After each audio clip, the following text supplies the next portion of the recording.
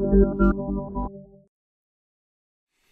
right, guys, welcome into my instant reaction here. College football week number 12 AP poll with just 1 week of the regular season left. Of course, this poll is practically meaningless, but it will give us a good gauge at what the playoff committee will possibly do on Tuesday night. Kind of a weird week with a lot of the top teams struggling. You had Georgia, Ohio State, and Michigan all fail to cover the spread, all be involved in somewhat close games with Ohio State and Michigan really getting scared. They all stay 1, 2, and 3. All of their overall points are really similar. Nobody's really changing anything there. And then TCU at number 4. They came into that game on the road at Baylor as 2.5-point favorites. And like TCU does every game this season, they wobble, and then they pull it out at the end. They are still undefeated. If they want to make the playoff, based on all the analytical metrics, based on the resume, the game control,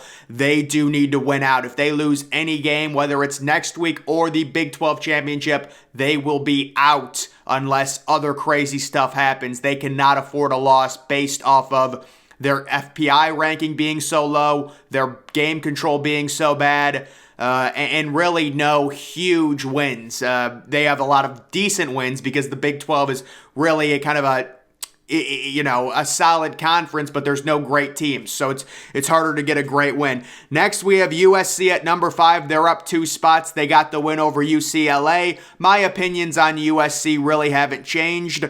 If they do finish 12-1, they will be in the playoff. You've got Notre Dame. You win that game at home. It's going to be another quality win to add to the resume. And then the Pac-12 championship game will be another quality win. Personally, if I had to give my prediction, I do think USC loses to either Notre Dame or whoever they face in the Pac-12 championship game due to their subpar defense.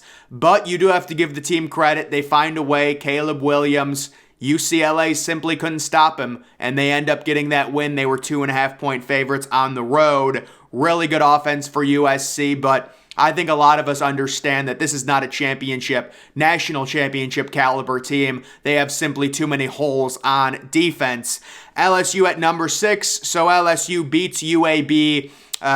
Easily covers the spread. They won this game 41-10. The situation with LSU is, they have Texas A&M coming up, probably a win, and then they've got Georgia. So they're going to be 10-2 going into the SEC championship versus very likely the number 1 overall team. If they beat Georgia, the assumption is that they will, as a 2-loss team, get into the playoff, but we would be very surprised if LSU beat Georgia. I should note that Georgia is not indestructible. Georgia has looked, at least this past week, 16 total points on offense. I'm concerned about the lack of explosive playmakers for Georgia.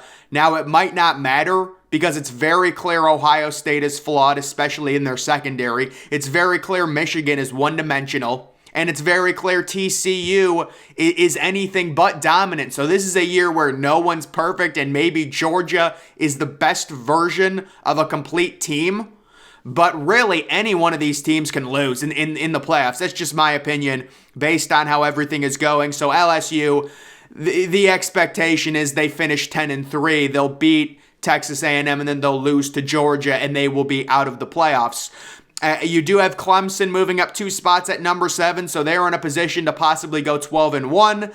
They do have a fun little interesting game with South Carolina. Just interesting because South Carolina annihilated Tennessee. They beat South Carolina, and then they beat North Carolina. I think the biggest problem for Clemson is the fact that North Carolina lost to Georgia Tech, so that really invalidates a potential top 10, top 12 win by Clemson, who's in desperate need of wins. We've seen week in and week out the College Football Playoff Committee disrespect the College Football Playoff Committee does not like the ACC. So for Clemson, you need as many big wins as possible. You need Drake May to be playing well, that North Carolina offense to be playing well, and they blow a game at home as 20-point favorites. That is not good news.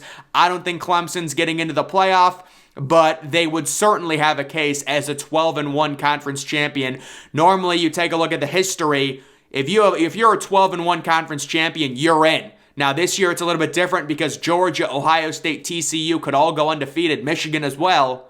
So it's a little bit different, but it is a situation with Clemson. If TCU drops a game, if USC loses, which they very likely could, that sets up the argument, is the loser of Ohio State, Michigan getting in over Clemson? That's where I think our final argument might be Michigan against Clemson for the number 4 spot. That would be my projection right now, just based off of TCU making it, Ohio State making it, and Georgia making it, and I think USC is going to lose to someone. And that could set up a one-loss Michigan, possibly trying to use the excuse of Blake Corum not being 100% against Ohio State if they lose to Ohio State as an excuse, and saying he's going to be healthy for the playoffs, he's going to get a month off, going up against a one-loss Clemson team, and Clemson would be saying, we're conference champions. Michigan had one of the worst non-conference schedules in college football. That would be a difficult hurdle for Michigan to overcome. So if I were to predict the mega debate that's going to be happening, I think it's a one-loss Michigan versus a one-loss ACC champion Clemson. That is my prediction, but we could also have TCU losing, which might open up spots for both of those teams if TCU and USC loses. And then we have all the teams that are, not in contention. Alabama sitting at number 8. So for Alabama, it's going to be very interesting. They get into a New Year's Six Bowl. Does Bryce Young play? Does Will Anderson play? This is why we need the expanded playoff, because these New Year's Six games, which are supposed to be extremely meaningful, become completely meaningless. If Bryce Young doesn't play because it's a meaningless game, he wants to protect his draft stock. Same thing with Will Anderson. You've got Tennessee dropping down to number 9. The defensive blow up. They're 22.5-point favorites. They lose by like 25. So that is a complete annihilation. South Carolina, that offense, a total explosion at home. And what a win for that program. You've got Oregon sitting at number 10. Really, really good win for Oregon football over Utah. They've had a great season at 9-2. Penn State at number 11. So there are a few Penn State fans that are kind of perking up a little bit because Penn State's been so good, and they do have an outside chance at making the Rose Bowl if both Ohio State and Michigan do get into the playoff. Penn State playing unbelievably. All they do is cover spreads. All they do is crush teams they're supposed to crush. Maryland, Rutgers just getting annihilated. They're running through teams right now. You've got Washington. They just annihilated Colorado and covered a 30-point spread. We know Washington, pass first team, not great on defense, but still this Pac-12 is so deep. It's so impressive this year. Notre Dame up 5 spots, certainly well-deserved. They are a top 15 team. They crushed Boston College. They were up 37-0 at half.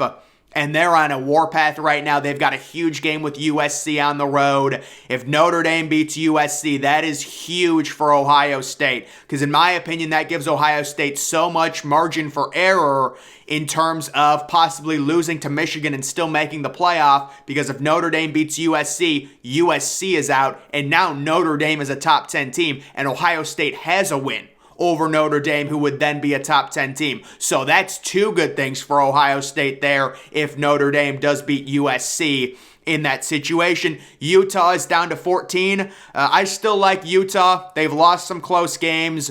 Unfortunately for Utah, they're a very good team this year. Them losing week 1 to Florida was the death blow. I hate to say that in week 1, but if you look back on their season, that was the death blow. They've never been in playoff contention.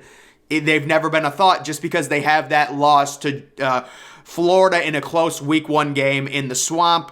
Kansas State, they've had a really good season. They do have a chance maybe at a New Year's Six Bowl if they're able to win the Big 12 championship against against TCU. That would be, they've had a really good season. They've been covering spreads, and they annihilate Baylor 2 weeks ago, and then they beat West Virginia on the road and dropped 40 points in the first half. Florida State, another team that's just been unbelievable. They destroy Louisiana. They were 24-point favorites. That line got pumped up, and they still covered it and they were beating Louisiana 49-3. Guys, if you don't know, Louisiana is a decent football team. Florida State just decapitated them, and Florida State is unbelievable. I would highly recommend betting on Florida State, whoever they face in a bowl game, because it seems like both, well, maybe not. It'll be interesting to see who gets the better bowl, North Carolina or Florida State. You've got UCLA down one spot after their close loss. DTR, Chip Kelly, they've got such a great offense. Unfortunately for UCLA, it is the defense that has cost them there. North Carolina down significantly. They're down to number 18. This is the big issue for Clemson. They need that quality win. We'll see where they end up getting ranked.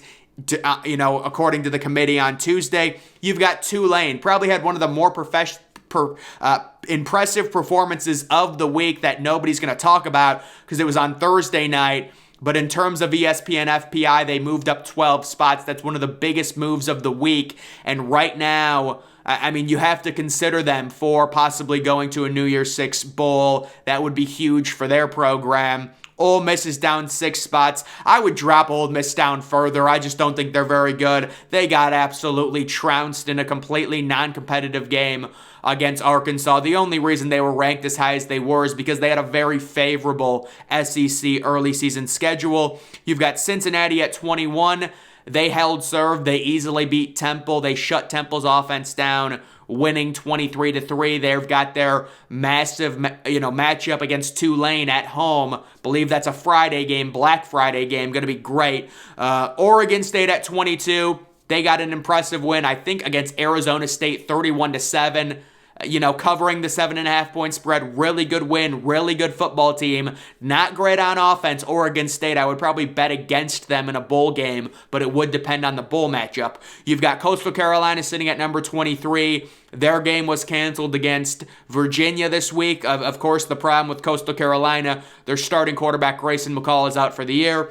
Texas re-enters. They're sitting at 7-4. They're a 4-loss team, but they are ranked because they have such good metrics, and they did just thoroughly annihilate Kansas. Bijan Robinson with a generational running back performance. And then UCF still ranked, but they are down 8 spots after their very disappointing loss to Navy. Navy has definitely played better football recently. They've covered 3 straight spreads against good teams, and they play an 11 a.m. game and get a huge win for their program against a ranked team on the road. UCF, Plumlee, dealing with injuries on and off. It's been tough. They're down to 25. And then how about UTSA? They've been so good.